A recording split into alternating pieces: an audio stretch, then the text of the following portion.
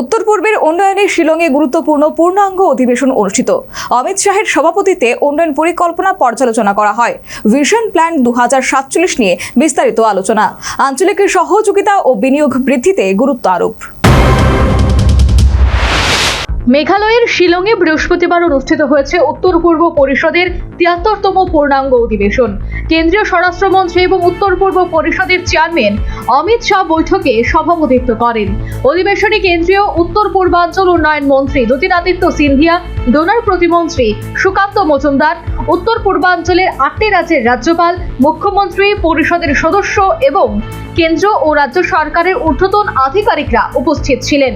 অধিবেশনে উত্তর পূর্বাঞ্চলের সার্বিক উন্নয়ন, আন্তঃরাজ্যের সহযোগিতা এবং অবকাঠামোগত অগ্রগতির বিভিন্ন দিক নিয়ে বিস্তৃত আলোচনা হয়।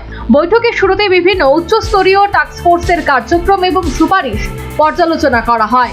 বিশেষভাবে পর্যটন, কৃষি এবং উদ্যান পালন, বিনিয়োগ প্রসার, ক্রীড়া উন্নয়ন, অর্থনৈতিক করিডোর নির্মাণ, পরিবহন এবং যোগাযোগ ব্যবস্থা উন্নয়ন, এছাড়া হস্ততাঁত এবং হস্তশিল্প খাতের অগ্রগতি নিয়ে উপস্থাপনা করা হয়।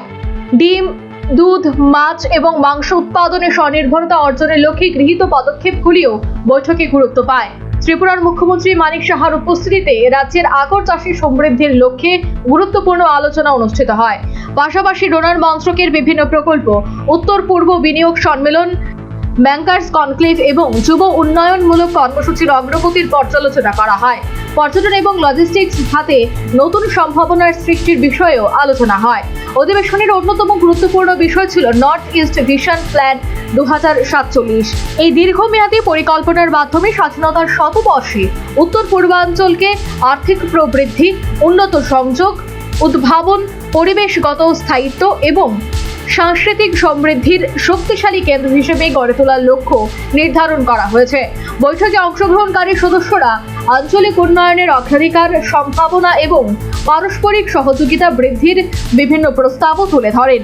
উত্তর পূর্বাঞ্চলের সমন্বিত ও টেকসই উন্নয়নের লক্ষ্যেই এই অধিবেশনকে অত্যন্ত তাৎপর্যপূর্ণ বলেই মনে করা হচ্ছে। Bureau report, news vanguard. स्वर्ण कमल ज्वेलर्स प्रेजेंट्स विवाह स्वर्ण उत्सव 19 जनवरी से पूरे वेडिंग सीजन तक। वेडिंग ज्वेलरी खरीदिए और जीतिए एक romantic couple trip to Vietnam. पाएं गोल्ड ज्वेलरी पर up to 25% making charges off और डायमंड ज्वेलरी पर 100% मेकिंग चार्जेस ऑफ। साथ ही लकी ड्रॉ में जीतिए 2 फैमिली ट्रिप्स टू कश्मीर। हर परचेज पर अश्योर गिफ्ट और हॉलमार्क्ड ओल्ड गोल्ड एक्सचेंज पर कंप्लीट वैल्यू। सिर्फ स्वर्ण कमल ज्वेलर्स पर। TNC apply.